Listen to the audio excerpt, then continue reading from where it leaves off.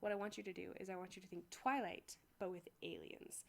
I will never read this novel again. And you get 2 abusive relationships for the price of 1 book. Yay!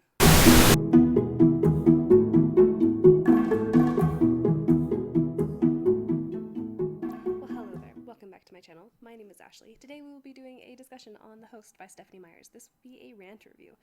So if you love this novel, I'm sorry. I don't. This book is all about, takes place on Earth. It is a post-apocalyptic book, and it is the plot of the novel is that the planet is being invaded by parasitic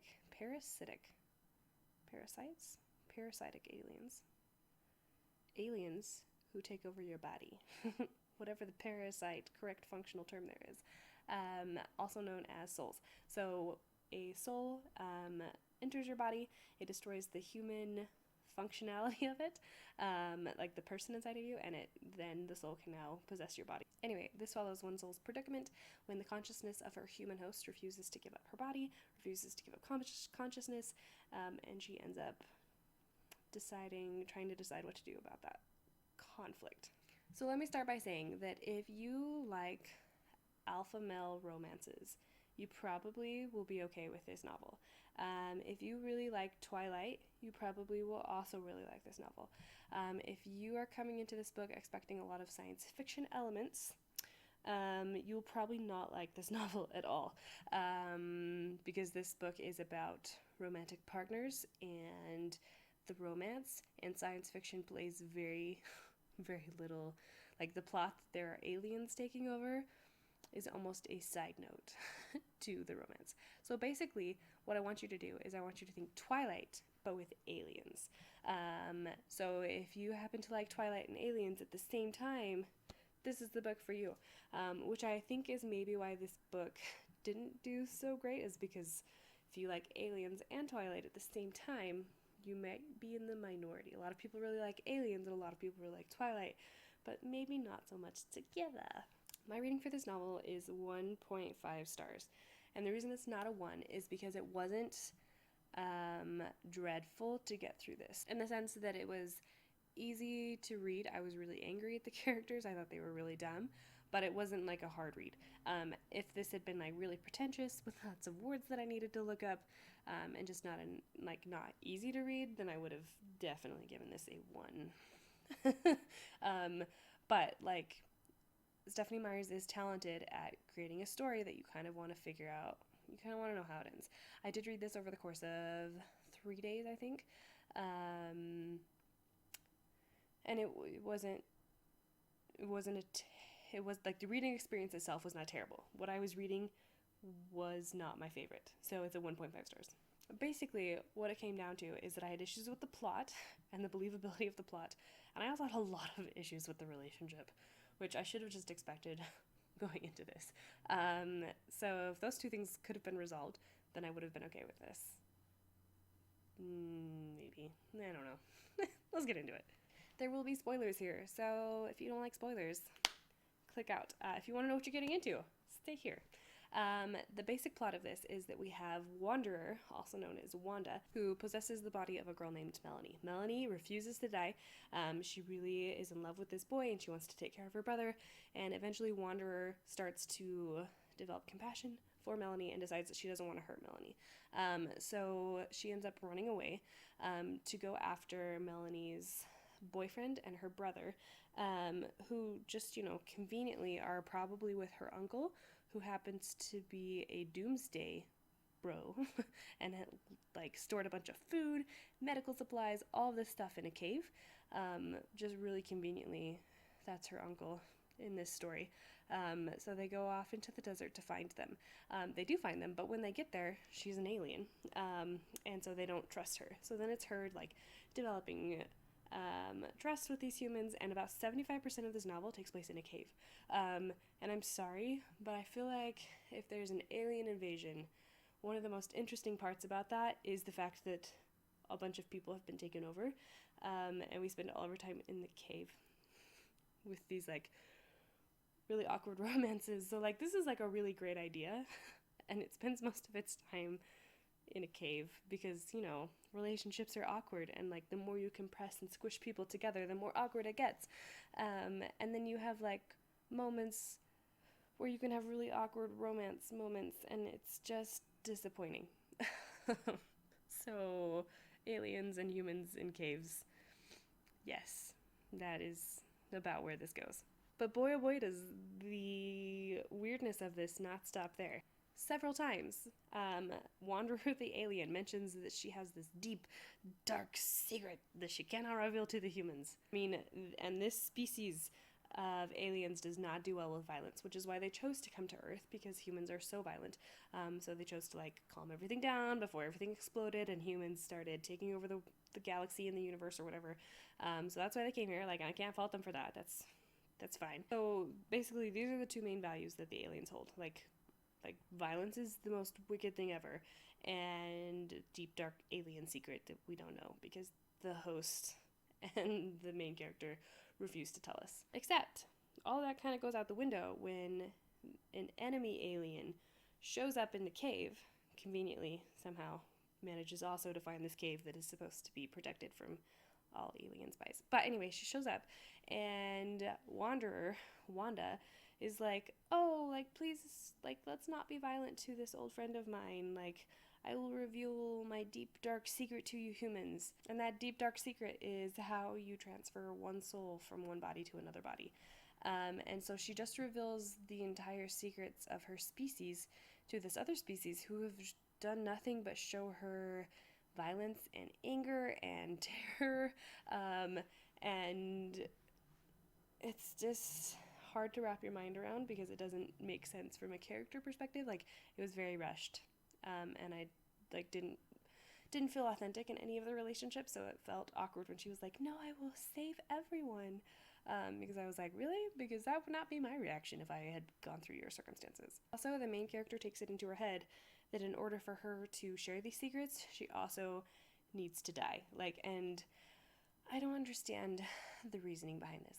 I guess she's selling out her own species, and she's tired of wandering, so she's just I'll tell you the secret, and then just Melanie deserves her body back, so I'm just gonna die. It'll be cool. And so the last 70 pages of this novel is her going to her various romantic love triangles and being goodbye, I'll see you later, actually I'll see you never. It's really heartfelt. And then she doesn't die because conveniently they find another cute little host who doesn't actually have a person still alive and around in there. And then she gets to be with the other boy that she loves. And you get 2 abusive relationships for the price of 1 book. Yay! Other than aside from the love, because I don't love Insta Love, the connections between characters were realistic. So the relationship between her and the younger brother, her and her uncle, and then other people in this cave. I thought those were really interesting, and I thought that they were well done. And I liked to see the reactions of the characters because I felt like they were reasonable. But also that was such a small side part of it that it didn't make up for the fact that I couldn't find the relationships believable enough. So that was plot. Now let's move on specifically to the relationship portion of this, because that's where the real disaster, I feel lies in this novel. And let's be clear, I do not like Insta Love stories. This is not a genre that I love, and this is what Stephanie Meyers excels at. And so I'm trying to be objective, but I really can't because I just don't like Insta Love. So here we go. And I guess the biggest problem that I have with this is that I feel it's Insta Love in unhealthy, semi-abusive relationships that just don't that could have very easily been very different. So we have Melanie, who is the human body that this alien invasion, or that the alien takes over. So Melanie is in love with Jared.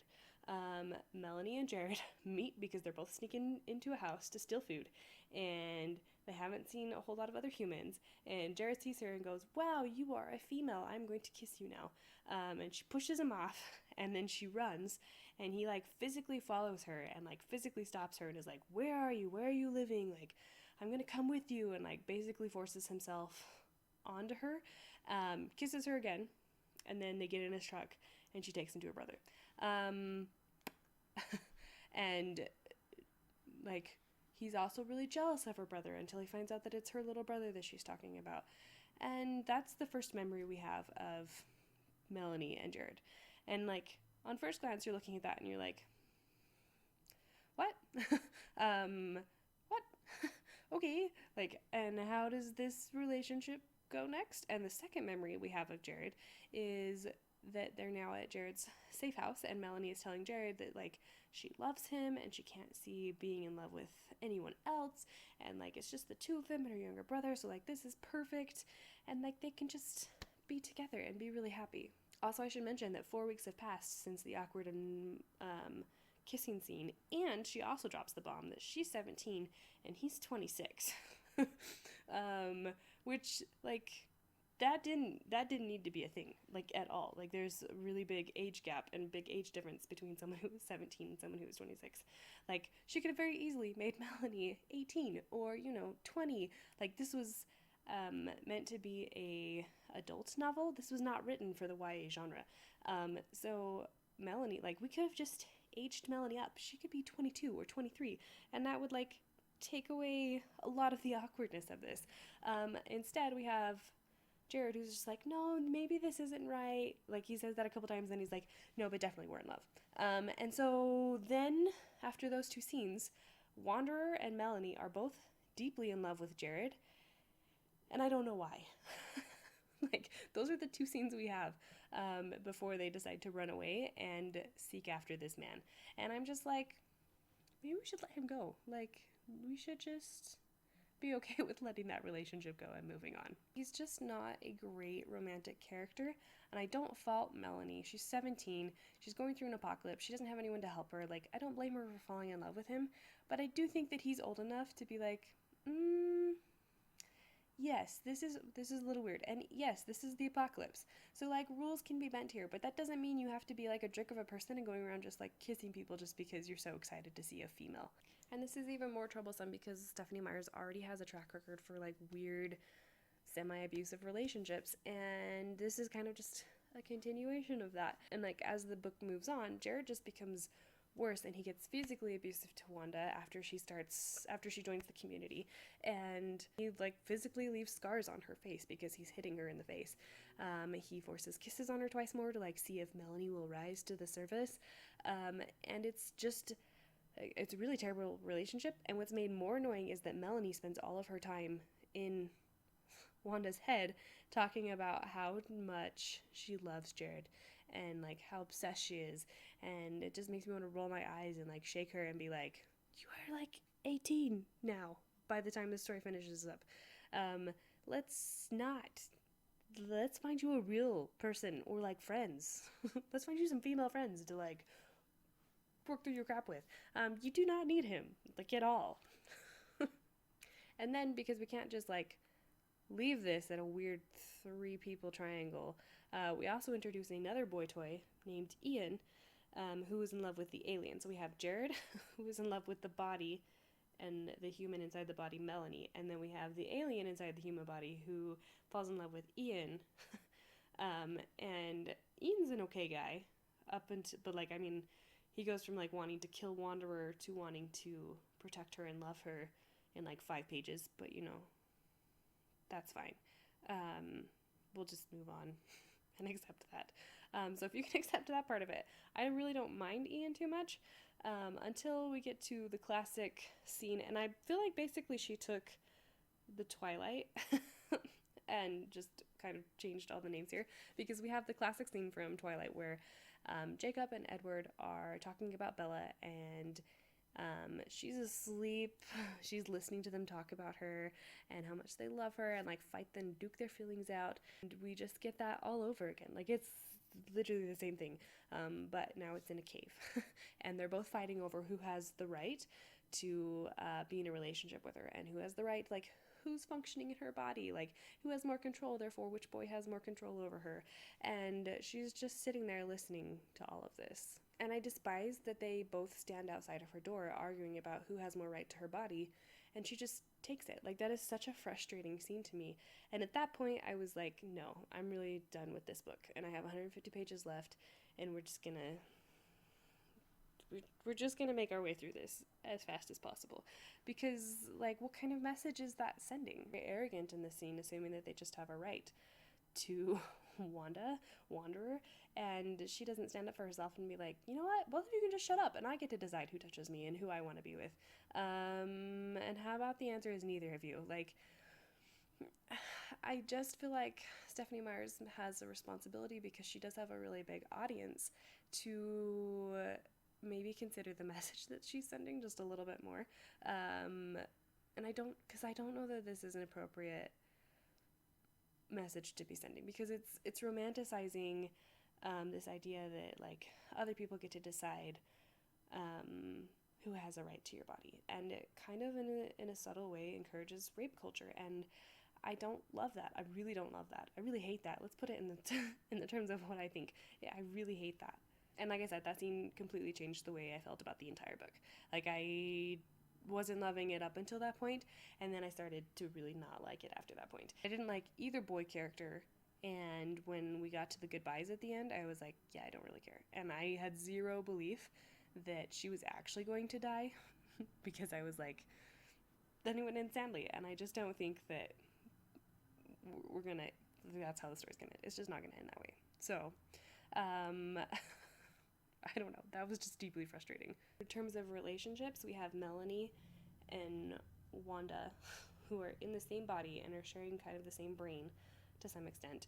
And they spend a lot of time bickering and arguing, and they just, like, really hate each other, and they're always at each other's throats.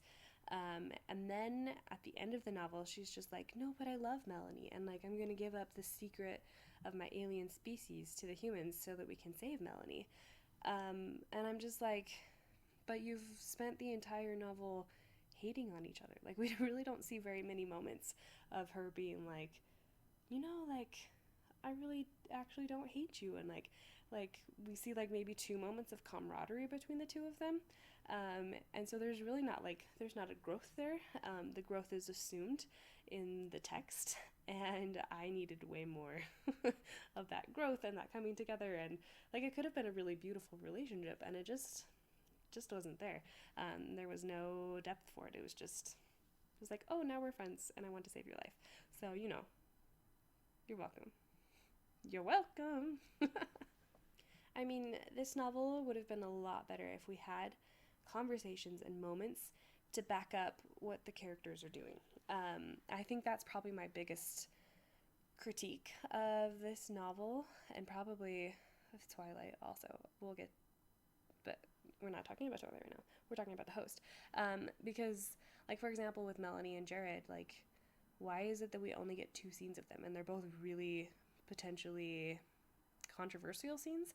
Like, why, like fine, if we want to keep Jared's story the same, like, let's talk about the fact that he was maybe in an abusive relationship with his own father, and he's trying to, like, work through that, and Melanie is really good for him because she calls him on his crap, and she doesn't just take his crap. She's like, no, like, that's abusive, and you can stop that right now. And he's like, you know what, you're right, thanks for calling me on my crap. Like then at that point I can see, oh, like, maybe this is how a romantic relationship gets started here, is like, you are actively helping him work through trauma, and, like, you're being nice about it, but you're also holding your ground and holding boundaries, and, like, then I can see a relationship coming out of that. But there's, like, not that moment there. Like, there's nothing I see that draws them together other than that she's female and he's male, and obviously we have to come together because of that. I just don't believe it. I mean, I will say that people get frustrated with Wanderer and state that she's an empty character because she's just really nice. And I don't blame that novel. And that's a criticism that's tossed at Bella too, is that she's empty and she's a brick. But I think that kindness is a very strong power to have. And I like watching that play out in characters, but the problem is that there are never any boundaries enforced.